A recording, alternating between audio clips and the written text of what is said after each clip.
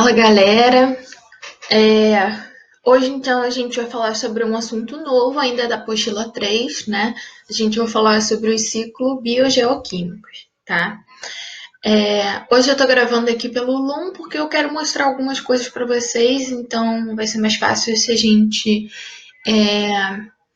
gravar aqui pela tela, tá? Do que pela TV, tranquilo?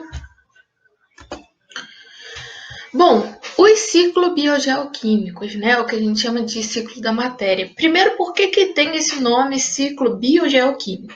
Então, a gente está falando de ciclos que têm, não é? Tanto uma característica biológica, como química e geográfica, né, geológica. Então, aqui a gente vai falar de ciclos que também são ligados à atmosfera, à hidrosfera, à litosfera, tá? E aí eu queria perguntar uma coisa para vocês. O que vocês acham que tem a ver os ciclos da matéria com a origem da vida? Né? Então, não sei quem deu essa matéria para vocês, mas vocês devem ter visto, né, a teoria de Oparin-Haldane, né? Então, da origem da vida. Vocês já pararam para pensar, por exemplo, vocês sabem que uma das grandes extinções que aconteceram no planeta foi quando os seres eles começaram a usar o oxigênio. E aí, o oxigênio ele é o quê? Ele é mais reativo, né? Ele dá mais reação, ele dá mais energia, mas ele é mais tóxico também. Lembram disso? Porque ele forma radicais livres e tal. Então, parando para pensar, na Terra não existia, por exemplo, um ciclo do oxigênio, que a gente vai ver hoje. E aí esse ciclo do oxigênio, ele foi sendo, né, construído bem nessa época, porque os seres eles começaram a liberar o oxigênio na atmosfera. E antes não tinha uma grande concentração de oxigênio. A mesma coisa acontece quando a gente fala do carbono, por exemplo, né? O carbono, só ajeitar, tá bom. O carbono, por exemplo, então, o ciclo dele, às vezes, ele não estava completo. Então, a gente vai ver aqui, por exemplo, uma das grandes extinções foi uma grande erupção vulcânica, né, que aconteceu. Não sei se vocês lembram disso. Foram vários eventos, mas teve uma grande erupção vulcânica. E então, a gente tem esse, digamos assim, esse complemento, né? Esse caminho a mais do ciclo do carbono. Tranquilo? Tá? Então, a gente falar de um ciclo é porque ele sempre está sendo, não é retroalimentado. Então, ele não é um linear, não é uma linha, é um ciclo. Beleza? Então, todos esses componentes que a gente vai ver aqui, eles sempre são reciclados, né? Eles vão sofrendo rearranjos, às vezes eles são atmosféricos, às vezes eles estão na forma orgânica no corpo de algum ser, né? Mas a gente sempre tem uma quantidade praticamente constante, tá? Normalmente, né? A gente vai ver aqui as diferenças. Tranquilo? O ciclo da água, né? Eu acho que o ciclo da água, ele é aquele que a gente vê sem cansar desde que a gente tá, sei lá, que é pequenininho, não é? E aí, para mudar um pouco isso, eu queria trazer uma música que eu gosto muito. Eu acho que a gente ouve música e vai curtindo junto. E aí depois a gente, né? E aí eu vou botando ali onde eu quero que vocês prestem atenção no ciclo. Tranquilo? Até pra gente fazer uma coisa diferente, porque eu tenho certeza que todo mundo aqui sabe o ciclo da água, né?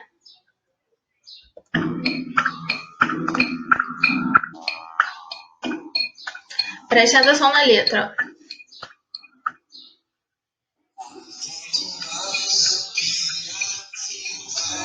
Tira vapor que vem do mar.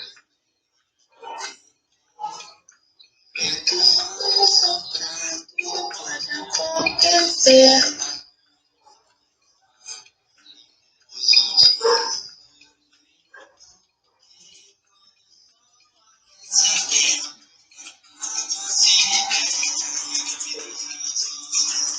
A expressão que nem panela.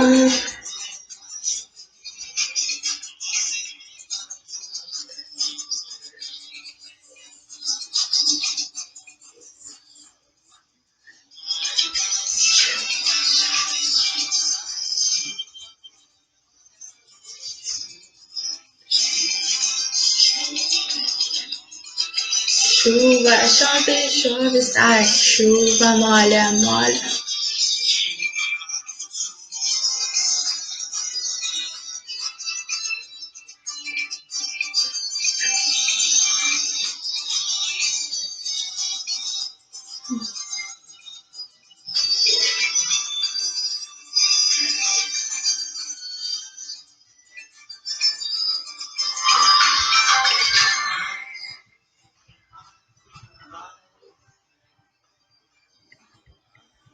Geleiras vão derreter, aí, né? Tudo pode acontecer, as nuvens vão se condensar e depois vão dissolver, porque quando o sol aquece a terra, a água se libera e a gravidade da atmosfera faz pressão que nem panela. Quando vai chover vem vindo, você vem para o meu mundo e eu te conto como acontece a chuva. Chuva molha, molha, cai, chuva, chove, chove, sai. Chuva, chuva, chuva, molha, molha, cai, chuva, chove, chove, sai.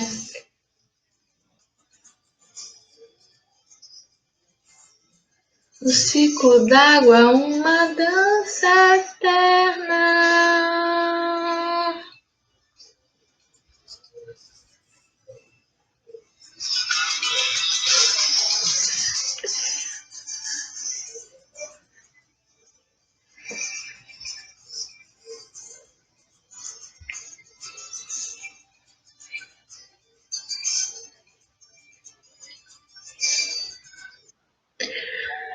Bom, gostaram, gente, da música? Eu amo essa música. E aí, é só pra gente ver, né? Vamos lá. Então, eu acho muito legal na música que ele fala, né, que a gravidade da atmosfera faz pressão que nem panela. Então, né, a gente começa a ter a evaporação, não é? Tanto dos rios, não é? Tanto dos... deixa eu abaixar um pouquinho e botar como uma música ambiente pra gente. Opa! Eu acho que ela vai desde o início. Né? Então aí a gente tem a evaporação, não é? Tanto a evaporação nos rios, nos oceanos, né? Nos lagos, como na Terra também. Então, a evaporação da água que está nos continentes, beleza?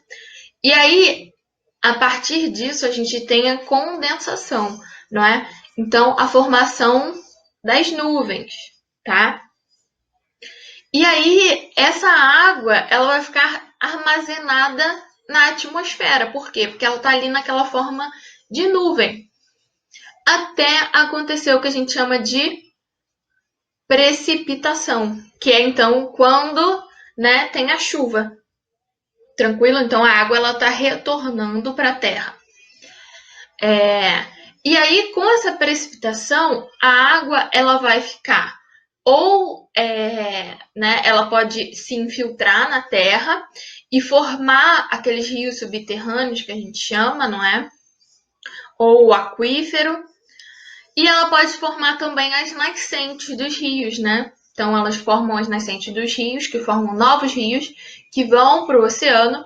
E também, né, essa água ela vai para o rio, às vezes um rio que já existe, né? Não formar um rio.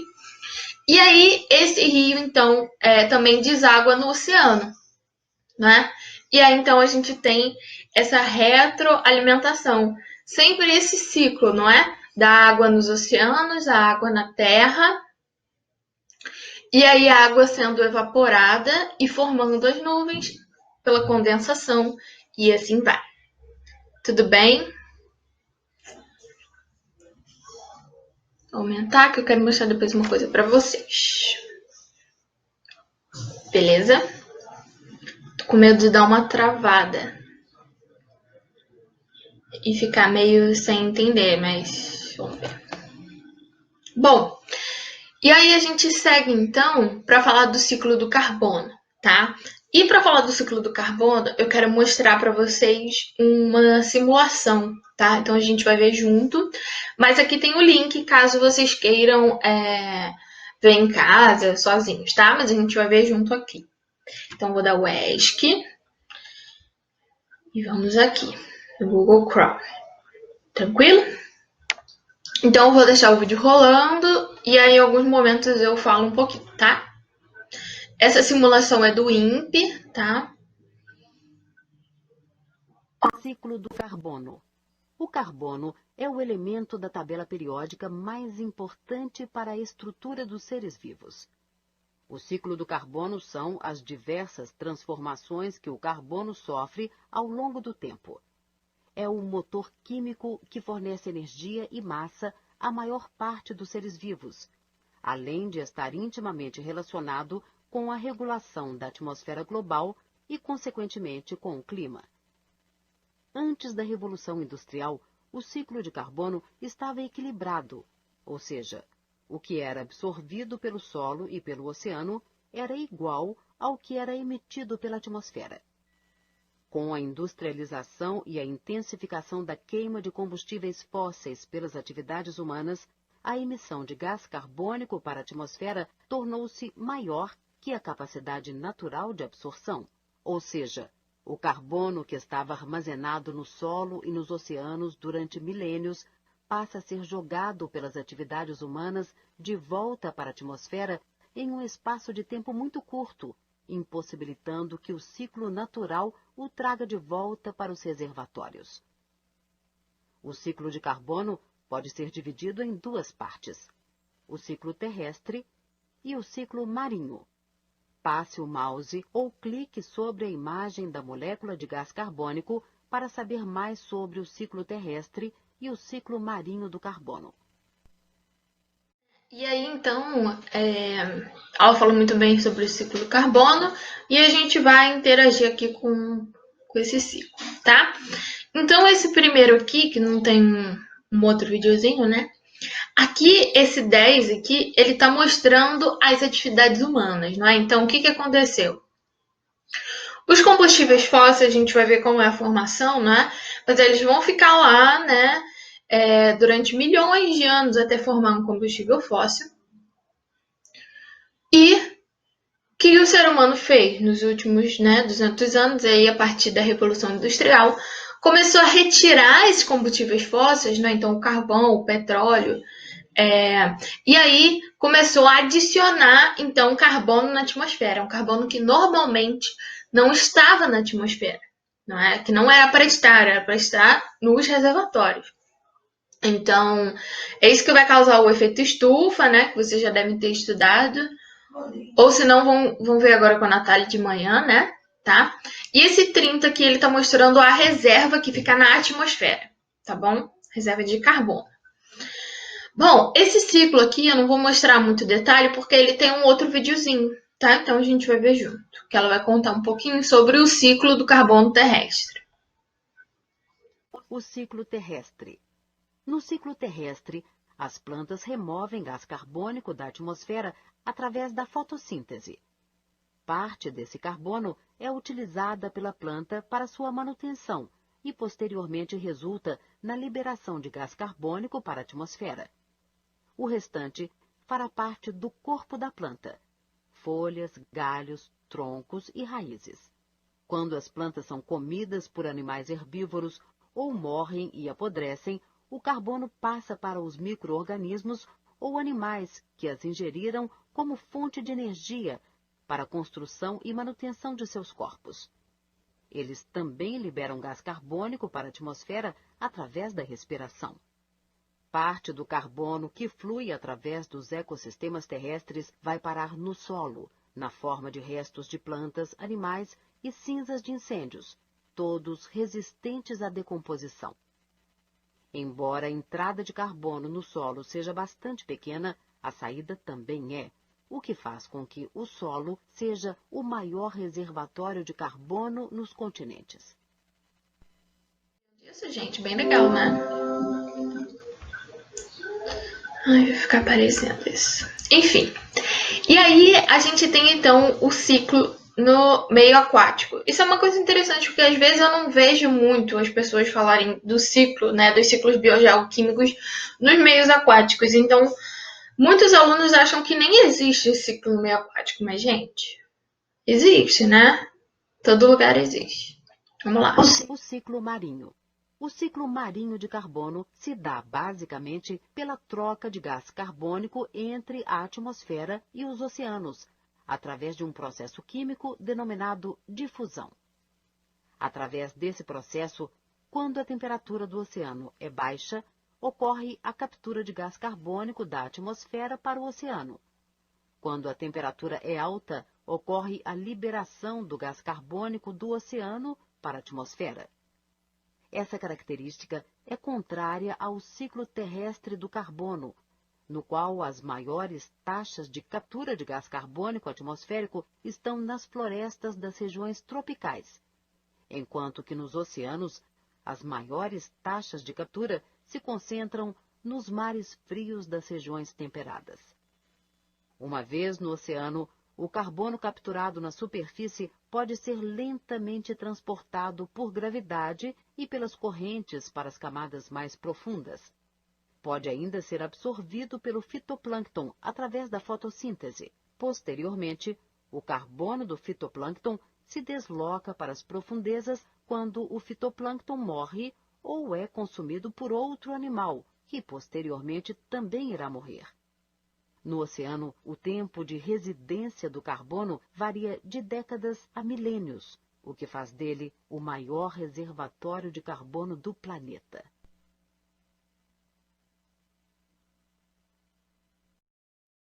Né, gente? Então, é interessante ver, né, essa característica que ela fala de que no terrestre e no aquático a gente acaba tendo diferença, por quê?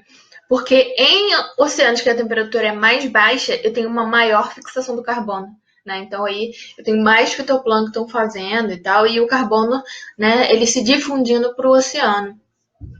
E já no terrestre é o contrário. Então, nas regiões tropicais, a gente vai ter o maior uso do carbono, né?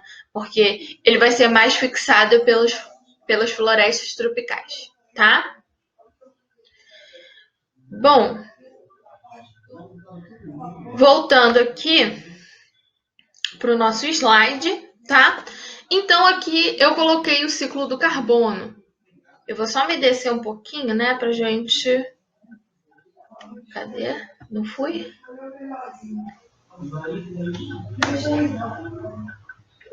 Ué, não foi?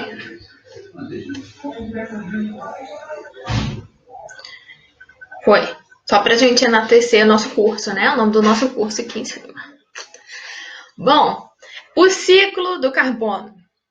Então aqui eu já tenho, né, uma imagem para vocês, já trago uma imagem. E eu, né, vocês podem ver que não está muito bem tampado, mas eu tampei aí algumas coisas para a gente ir construindo junto, como se fosse um mapa, tá? Então, primeiro eu tenho aqui no cantinho, não é? Aqui no cantinho, bem no cantinho, a energia solar, tá? Então a gente vai começar por aqui. Em cima eu tenho ali o dióxido de carbono no ar, tá? Então todo mundo vai chegar até o dióxido de carbono no ar, na atmosfera, tá? Então o dióxido de carbono na atmosfera. Beleza, vamos lá. Lá no cantinho, olha lá no cantinho esquerdo. Energia solar. O que a energia solar vai fazer? Ela vai ajudar na fixação, né, do carbono pela fotossíntese das plantas, biomassa de planta, não é? Por quê? Precisa de energia solar para fazer a fotossíntese, não é? A gente sabe disso. E no meio aquático, o que acontece? A gente acabou de ver, não é? Pode acontecer dissolução desse CO2 na água, a fixação desse carbono, né? Então, na fotossíntese, na biomassa de algas e, né, dos fitoplânctons também. Então, lembra, fitoplâncton é alga microscópica, lembram disso? Mas existem também as algas macroscópicas. A gente viu isso no reino de protozoários, né? No reino protista. Tudo bem? Então, eu vou seguindo aqui para baixo, não é? A dissolução do CO2, então, essa questão no meio aquático, a gente vai ter duas saídas, tá? A primeira vai ser a sedimentação dessa biomassa. O que isso significa? significa que esses seres eles vão morrer, né? Eles vão morrer e eles vão sedimentar, então, no fundo dos oceanos, tudo bem? Eles vão sedimentando ali, né? E ao longo de milhões e milhões de anos, a gente tem a conversão dessa biomassa, dessa matéria orgânica, em combustíveis fósseis. Então, em carvão, em óleo, em gás natural, não é? No petróleo, tudo bem? E aí, então, a gente tem a conversão dessa biomassa, tá? E aí, o que o ser humano fez? Aqui a gente está adicionando o ser humano na jogada. O ser humano começou a usar esses combustíveis fósseis, não é? Para, né, mover suas máquinas e tal. E começou, então, a aumentar, né, a liberação do CO2 na atmosfera. Então, estou pegando um CO2 que era para ficar guardado e eu estou liberando na atmosfera, tá? Então, aqui tá vendo a setinha leva diretamente aqui ao dióxido de carbono da atmosfera. Tranquilo? Outra coisa que vai acontecer no ambiente marinho, que acontece também no terrestre, é a alimentação. Então, os seres, né, tem toda uma cadeia trófica. Então, o zooplâncton se alimenta do fitoplâncton, e aí um peixe pequeno se alimenta do zooplâncton, e aí um peixe médio se alimenta do peixe pequeno, e assim vai, não é? Então, os animais, a gente viu, todo mundo libera CO2, tá? E aí, o CO2 ele vai entrar nessa cadeia trófica pelo fitoplâncton, né? Pelas algas também. E ele vai seguir, então, o caminho dele nessa cadeia trófica. Tudo bem?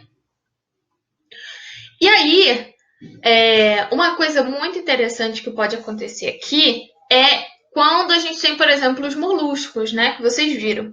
O molusco, ele tem, então, né? Ele usa o carbonato de cálcio, né? Para se proteger. E aí, esse carbono que foi fixado no carbonato de cálcio, ele tá ligado aos vulcões. Muito doido, né? Por quê? Tá ligado aos vulcões, né? O vulcão, ele é formado por essa sedimentação, né? Do oceano e tal. E aí, tem várias rochas, mas uma das rochas mais comuns nas erupções vulcânicas, né? Rochas vulcânicas, é uma chamada dolomita. A dolomita ela é formada por cálcio, magnésio e carbonato. Então, quando tem a combustão, não é sempre, lembra, combustão libera o CO2. Lembram disso?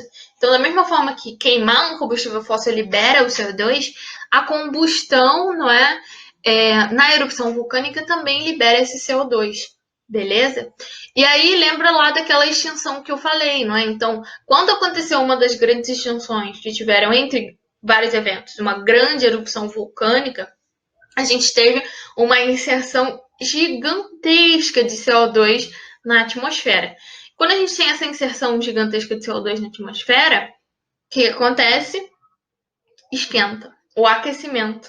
Né? O efeito estufa, que é normal, o efeito estufa, né?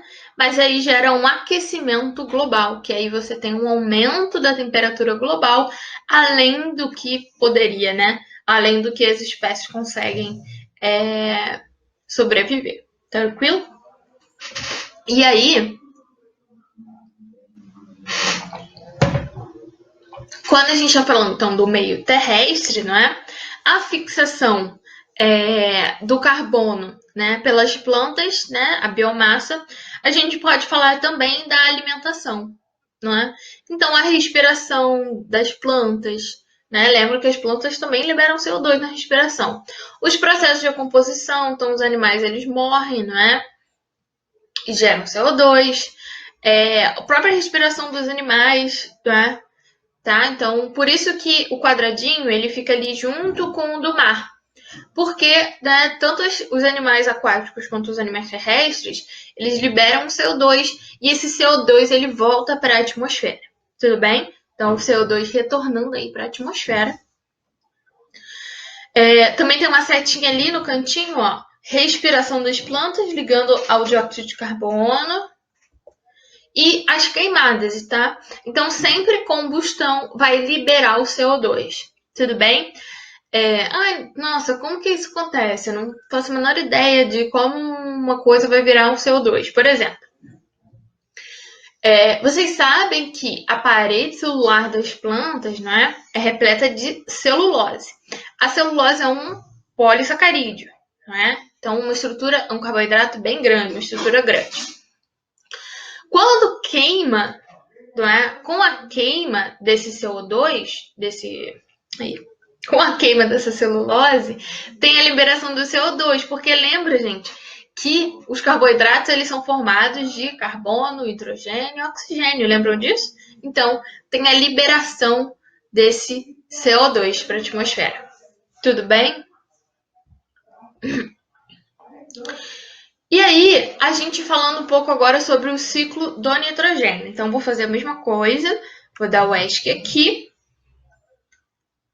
E a gente vai ver, então, uma animação desse mesmo local, né, do INPE.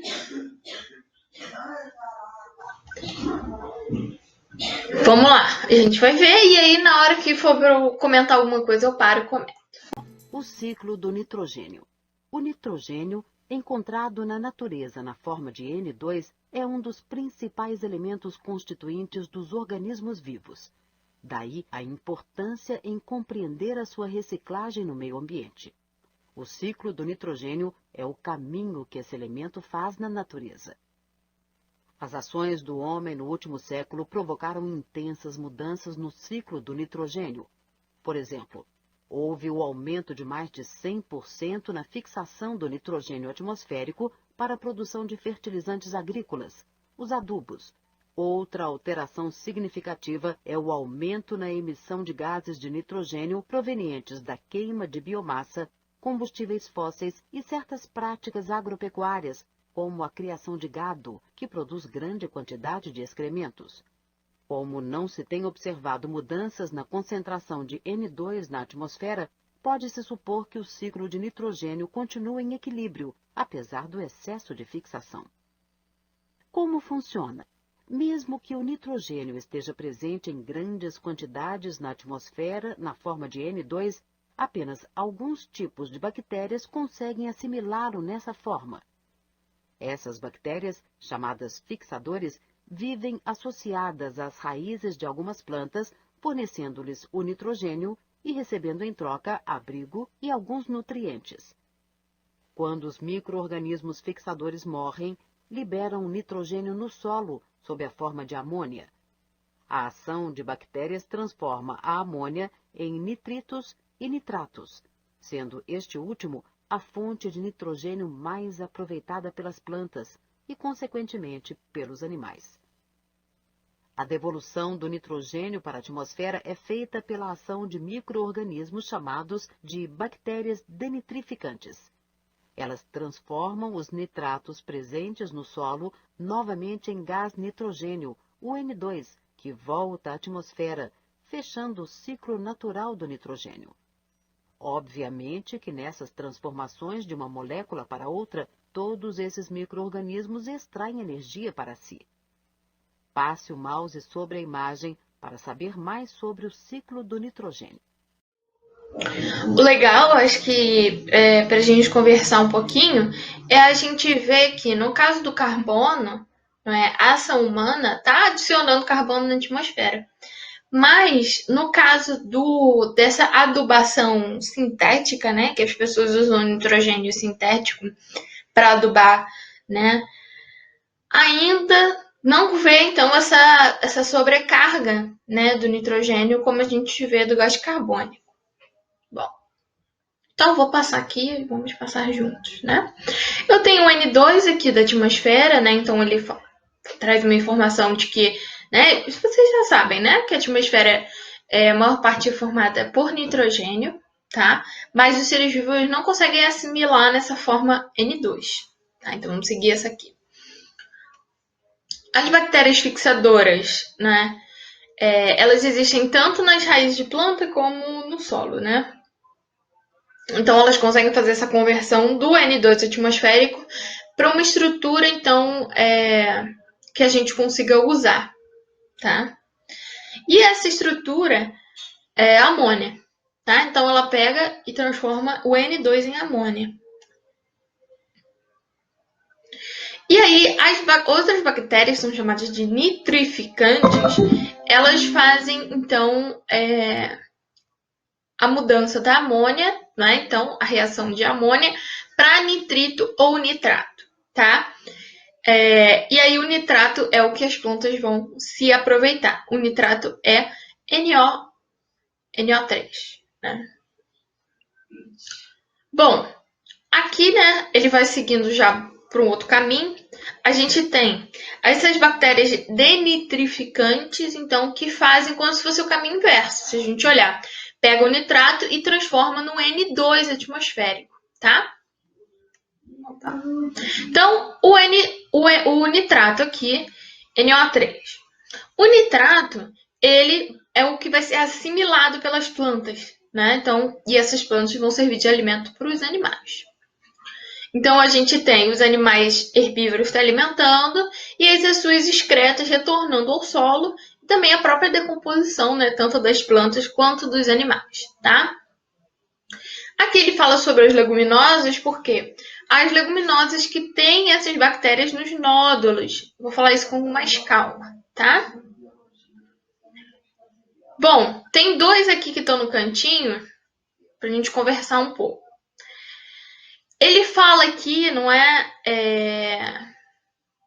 sobre os fertilizantes agrícolas, né? E sobre também a liberação de gases nitrogênios na queima de biomassa de combustíveis fósseis também e a agropecuária que libera aí uma grande quantidade de excremento. Então, a gente tem uma liberação, né, muito alta de nitrogênio, né? Mas como ela falou, a gente ainda não tem aquele desequilíbrio que a gente vê no CO2, tá? Por enquanto, ainda não, né? Eu acho que tem um pouco, porque tem como você inserir tanto nitrogênio assim e tá passando batido. Não sei, teorias da conspiração.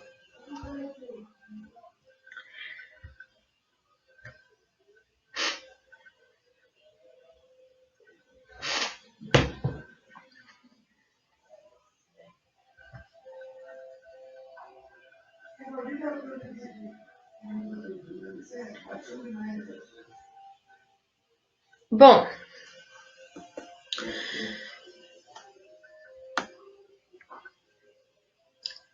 acima.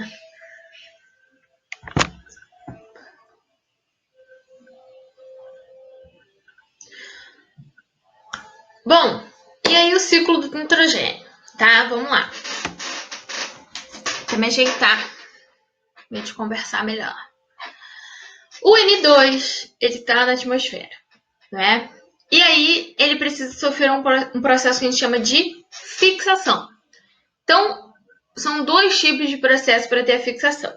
O primeiro são as bactérias do gênero, né? Eu botei aqui até um gênerozinho, Rhizobium, né? Uma delas que faz isso, que elas ficam nos nódulos das leguminosas, né? Então, do feijão, o grão de bico, são todos leguminosos.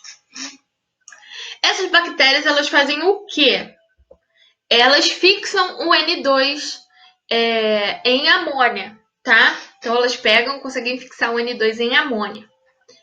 No solo também existem outras bactérias que fazem isso, tá? Não são só essas bactérias dos nódulos. Então, elas vão fixar o N2 no solo, tudo bem? E no meio aquático, a gente tem as cianobactérias que vão fazer esse papel, tá? Então, de fixar o N2 em amônia, tá? Bom, então, os dois tipos, né? Então, tanto lá nos nódulos das plantas, como as bactérias estão no solo e vão chegar na amônia, tá? E aí, uma coisa que eu queria relembrar com vocês, que é interessante a gente pensar. A amônia é a principal excreta nitrogenada dos seres aquáticos, não é? Tirando os tubarões, a amônia é o principal. E o que acontece com a ureia e o ácido úrico? Já que a excreta dos animais, não é, também podem ser usadas aqui no ciclo do nitrogênio. E aí, o que será que acontece? Bom, vamos lá. Lembra que quando eu falei das excretas, eu falei que a galera, né, vai fazer amônia, vai ser quebrado até chegar na amônia. E aí, os seres aquáticos, eles vão liberar essa amônia, tá? Só que os outros seres, eles não liberam a forma de amônia. Então, tem que ter uma reação para transformar a amônia em ureia, naqueles animais que liberam ureia, e transformar a amônia em ácido úrico, naqueles animais que liberam ácido úrico. Então, vai acontecer a mesma coisa aqui. Quando um animal que libera ureia, como no caso a gente tem ali um coelhinho, esse coelhinho, ele libera ureia. Essa ureia vai chegar no solo e existem bactérias, então, que usam essa ureia e aí acabam quebrando ela, conseguem quebrar ela em amônia também. Tudo bem? Tá? É a mesma coisa o ácido úrico, né? Então, ele é como se ele voltasse a reação até virar amônia e entrar no ciclo que a gente está vendo aqui. Tudo bem? Beleza. A amônia, então, a gente tem, a partir da amônia, então, a formação de um nitrito. A gente chama isso de nitrificação. Quem são essas bactérias que vão fazer a nitrificação? São bactérias nitrificantes. Tá vendo que tudo é o mesmo nome, né? Quais são os nomes delas, né? A gente tem as nitrosomonas e tem as nitrobacter, tá? Então, por enquanto agora eu não vou falar qual é qual, daqui a pouco a gente entra nisso, mas uma bactéria nitrificante transforma a amônia em nitrito, beleza? E aí, uma outra bactéria nitrificante transforma o nitrito em nitrato, tá? O nitrato, ele tem dois caminhos, né? A gente vai ver aqui dois caminhos no ciclo. O primeiro caminho é ele sofrer desnitrificação. Ó, desnitrificação. Então, a gente, como se a gente estivesse voltando o quê? Uma casa, não é? É tipo, vamos voltar uma casa aí. E aí, quem são as bactérias desnitrificantes? As pseudomonas. Pseudomonas, tá? O que uma bactéria desnitrificante faz? Ela vai pegar esse nitrato e ela vai quebrar, então, até ter um nitrogênio, né? O N2. Até então a gente ter a liberação do nitrogênio na atmosfera. Tudo bem? Um outro caminho do nitrato é a assimilação pelas plantas. Então as plantas elas conseguem assimilar esse nitrato e aí usar para fazer suas proteínas, né? E aí os animais eles se alimentam das plantas, então, né, se alimentando dessa fonte de nitrogênio. Tem uma setinha ali para o animalzinho também, por quê? Além das excretas, não é, nitrogenantes que ele libera, a gente tem também a decomposição. Então, quando esses animais e quando as plantas morrem, a gente tem então o retorno desse nitrogênio para o solo. Tranquilo? Então, os decompositores, os fungos e as bactérias, eles conseguem pegar essa matéria orgânica, né, essa proteína, e vão quebrar até a amônia de novo, tudo bem? E aí a gente continua esse ciclo. Tranquilo? O ciclo do nitrogênio, ele acaba sendo um dos que mais caem e um dos que todo mundo fala. E às vezes a gente sente um pouco de dificuldade de entender tudo isso que está acontecendo. Mas o que acontece aqui, né? A gente está sempre tentando quebrar essa molécula, né? Para a gente ter ou para ela retornar à atmosfera ou para algum ser conseguir usar ela, tá? Então vamos olhar de novo aqui, né? Numa forma mais rápida. A gente tem o nitrogênio na atmosfera. E aí esse nitrogênio ele é fixado, tá? O que isso significa? Ele entra numa molécula que pode ser usada por outros tipos de seres, tá? Então, essa fixação é o que é? É colocar, então, né, adicionar hidrogênio e formar amônia, tudo bem? Quem faz isso? Bactérias fixadoras, que podem ser bactérias que ficam nos nódulos das leguminosas, né, das plantas, nas raízes, ou bactérias que ficam no solo, tá? Então, essas duas podem fazer isso. A amônia, ela tem que passar por vários processos, por 2 processos, até ela conseguir entrar no organismo, né, até esse nitrogênio conseguir chegar a ser assimilado no organismo de um ser vivo, tudo bem? Então, existe a nitrificação. A nitrificação é a bactéria, as bactérias nitrificantes primeiro transformam essa amônia em nitrito. Então, tá vendo aí, ó, tirei o hidrogênio, botei o oxigênio. Depois, outra bactéria nitrificante vai transformar o nitrito em nitrato. Por quê? Porque as plantas ainda não conseguem assimilar o nitrito, tudo bem? O nitrato, ele tem dois caminhos. Ou ele vai, então, né, ser quebrado em N2, e, né, vai perder o oxigênio, e ele vai ser quebrado, né, vai ser liberado a forma atmosférica, ou o nitrato, ele vai ser assimilado pelas plantas, tá? Então, a planta vai pegar esse nitrato e aí vai usar para fazer suas proteínas, tudo bem? Para onde esse nitrogênio vai depois que ele está na planta? Ele pode ir para um animal, não é, que se alimenta dessa planta, ou se a planta morrer, né, porque acontece os dois, o animal se alimenta e todo mundo morre também uma hora, né? Os decompositores, então, vão fazer essa transformação em amônia, dessas proteínas em amônia, complementando o ciclo, tudo bem? Completando esse ciclo. Tranquilo? Tudo bem? Então, a gente tem aí duas fontes de amônia, tá? Tanto as bactérias que vão fixar o N2 na atmosfera, tanto os restos, não é, orgânicos, né? Então, os restos de plantas e animais. Tudo bem? E as excretas também, né? Se a gente for contar. Beleza até aqui? Show! Bom, vou me puxar para cá que eu fiquei na frente da bactéria. E aí eu queria mostrar para vocês algumas dessas bactérias, tá? Então, aí tem a bactéria fixadora, que é uma bem comum, que a gente chama de Rhizobium, né? É o gênero dela, Rhizobium. E ela tá ali, aqui, ó. Aqui. Tá no nódulo da raiz do feijão, tá? O feijão é uma leguminosa, lembram disso? Acabei de falar. Grão de bico também. O Rhizobium faz o quê? Transforma o N2 em amônia. Por quê? É uma bactéria fixadora, tudo bem? Então, fixa o N2 em amônia. Bactérias nitrificantes. Então, tá aqui bem do meu ladinho as nitrossomonas. As nitrossomonas, elas vão, né, pegar a amônia e transformar em nitrito, tá? Então, elas conseguem transformar amônia em nitrito. Já a Nitrobacter, que está aqui embaixo de mim, ela transforma o nitrito em nitrato. Tudo bem? Então, Nitrobacter vai transformar o nitrito em nitrato. Beleza? E aí a gente tem as bactérias desnitrificantes também, lá no final, ó. Segue o meu dedo aqui, lá no final. A gente tem essas bactérias desnitrificantes, porque elas vão pegar o nitrato e vão transformar em N2 de novo e liberar para a atmosfera. Tranquilo? A gente tem como exemplo a Pseudomonas. Então tem aí uma fotinha dela no microscópio. Beleza?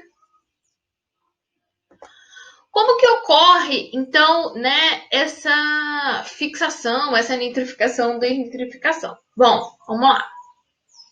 A fixação é a transformação do gás, N2 é um gás atmosférico, né? Na amônia, tudo bem? Aqui, gente, já até queria perguntar isso para vocês, se vocês me ajudam aí.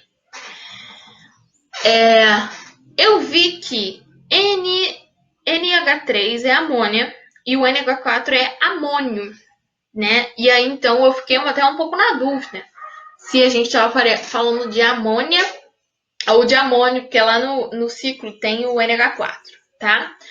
Bom, para biologia, a gente vai focar no nome amônia, tá? Não vamos focar tanto na reação química, tudo bem? Mas aí talvez tenha alguma diferença, tá? Mas na biologia a gente vai focar só no nome amônia, tranquilo? Vai ficar de boa. Bom, nitrificação. Então, a nitrificação vai ser a formação do nitrato ou do nitrito. Então, primeiro tem a amônia, não é? com o oxigênio, tem a formação do nitrito, água e energia, tá? Então, a bactéria, ela tá fazendo isso para quê? Para ganhar energia, tá? Não tô fazendo isso porque ela acha maneiro participar do ciclo do nitrogênio. É até maneiro, né? Mas ela não tem um entendimento que ela participa do ciclo do nitrogênio. Ela, então, tá em busca de energia, tá? E, então, as nitrobactérias vão pegar o nitrito e elas vão transformar em nitrato. Então, a gente tem aqui, ó, a adição, né, de mais um O2 e a formação do nitrato e energia, tá? E a desnitrificação? Olhem, parem um segundo para olhar essa equação aí.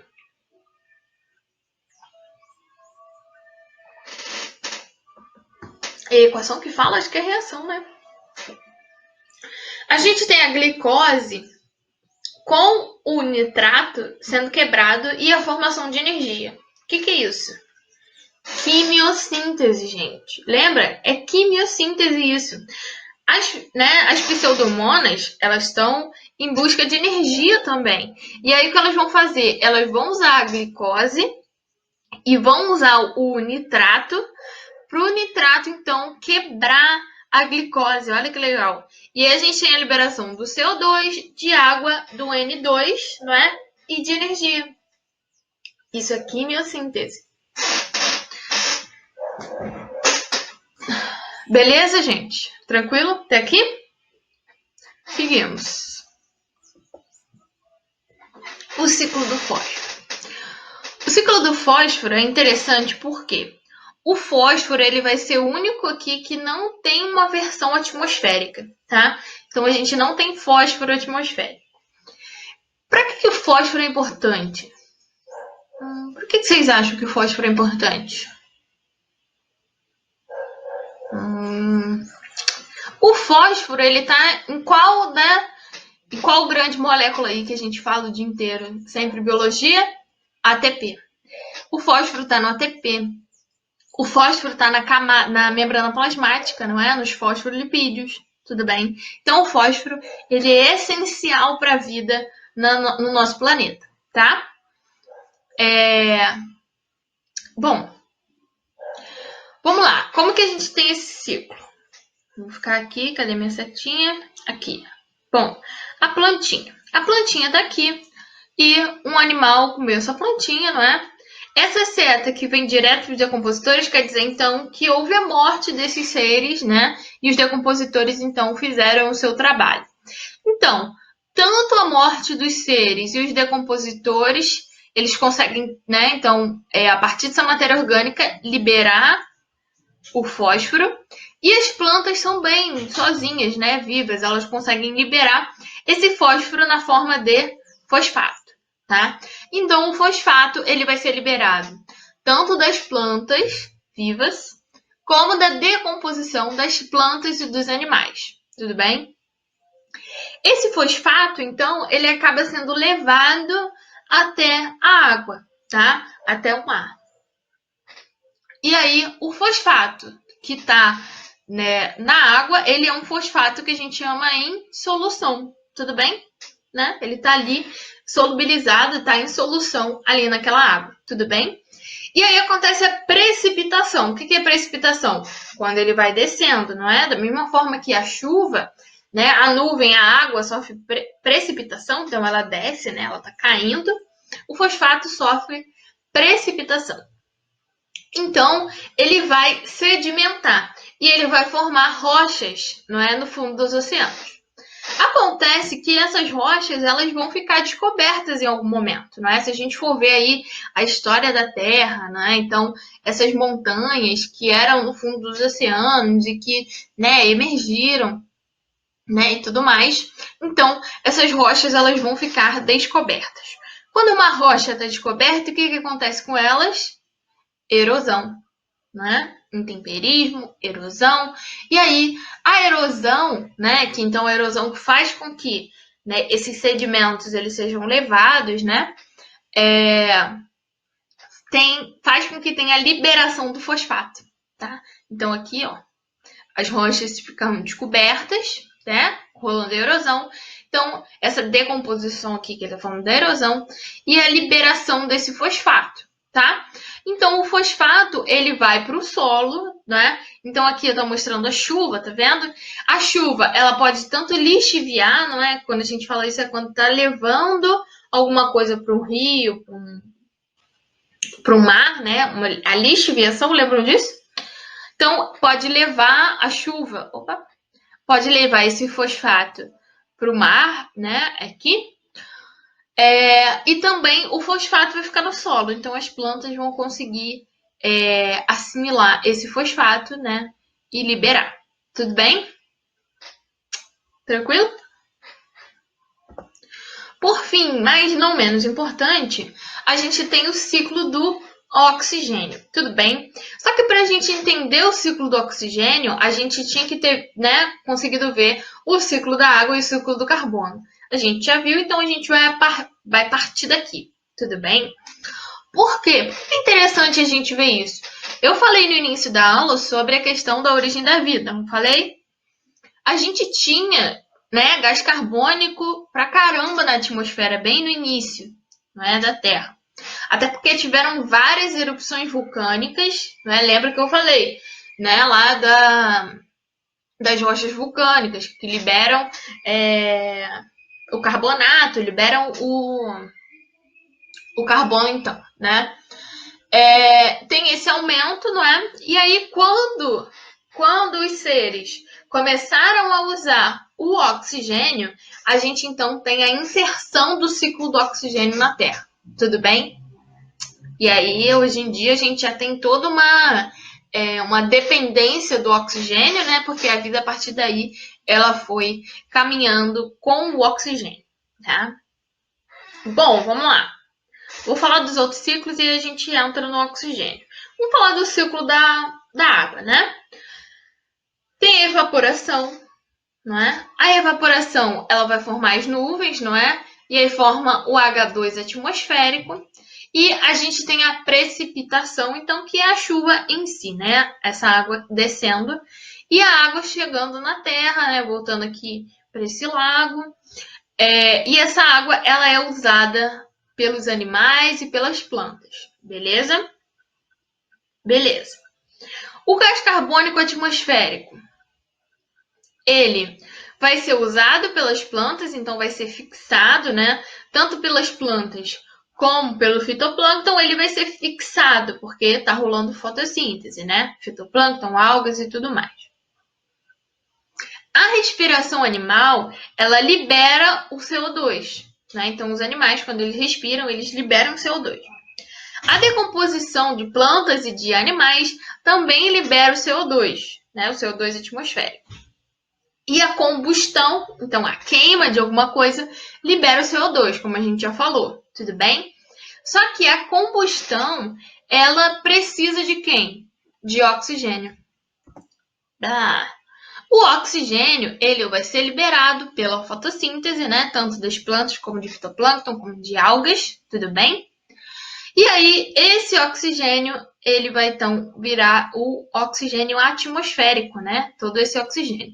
Esse oxigênio atmosférico, ele vai estar ligado à combustão, à decomposição de plantas e de animais, porque se a gente for pensar, existem, né?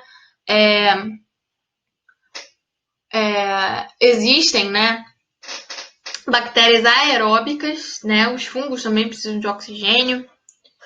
E a respiração animal. Então, os animais, 4, né? A respiração animal, onde os animais vão usar o oxigênio atmosférico e vão liberar o gás carbônico. Tudo bem? E uma coisa importante também ligado ao oxigênio é a gente falar da formação do ozônio. O ozônio, ele é O3 e ele forma lá aquela camada de ozônio que a gente ouviu falar bastante, não é? Falar que ela está bem debilitada, digamos assim, né? Que até, não sei se vocês viram isso, mas é uma notícia boa, né? A camada de ozônio, ela vem se recuperando, né? Se a gente manter do mesmo jeito, ela vai se recuperar. Espero que sim, né? E o ozônio, ele vai então, ele protege, né, a Terra contra os raios ultravioletas, né, que são raios extremamente cancerígenos. Então, tem locais, por exemplo, na Nova Zelândia, onde tem, né, tinha uma... Porque o buraco da camada de ozônio, na real, não é um buraco, né? Na verdade, a gente tem uma concentração menor do ozônio ali. E aí fica uma camada mais fina, né? Então entra mais os raios ultravioletas. E aí, então, as pessoas lá, por exemplo, na Nova Zelândia, eu não sei como tá agora, mas alguns anos atrás ainda estava assim, né? Mas deve estar parecido. Tem que usar protetor solar sempre, né? Não importa se lá tá menos de 10 graus, tem que usar protetor solar. Legal aqui que a gente só usa quando vai pro sol, né? Na verdade, devia usar sempre, mas tudo bem. E lá, muitas pessoas jovens, então, até os 20 e poucos anos, uma boa parte da população vai ter câncer de pele. Então, né, a gente tem que ficar ligado com os raios ultravioletas, enfim. Por isso que é importante, né, o oxigênio com essa inserção, né, lá nos primórdios, com essa inserção do oxigênio, a gente também teve a formação dessa camada. Bom, tudo bem, gente? Tudo tranquilo? Espero que vocês tenham entendido, gostado da dinâmica, que tenha ficado legal, que não tenha ficado muito louco assim. E aí eu vou pedir para vocês façam os exercícios da apostila 3. Essa parte de ciclo biogeoquímico tá na biologia 1, não é? E aí a gente vai conversar mais tarde sobre qualquer dúvida que vocês tiverem, né? E qualquer dúvida da apostila, qualquer dúvida da matéria, tudo bem? Então, um beijo, gente. Espero que vocês tenham gostado da aula e bora para a apostila.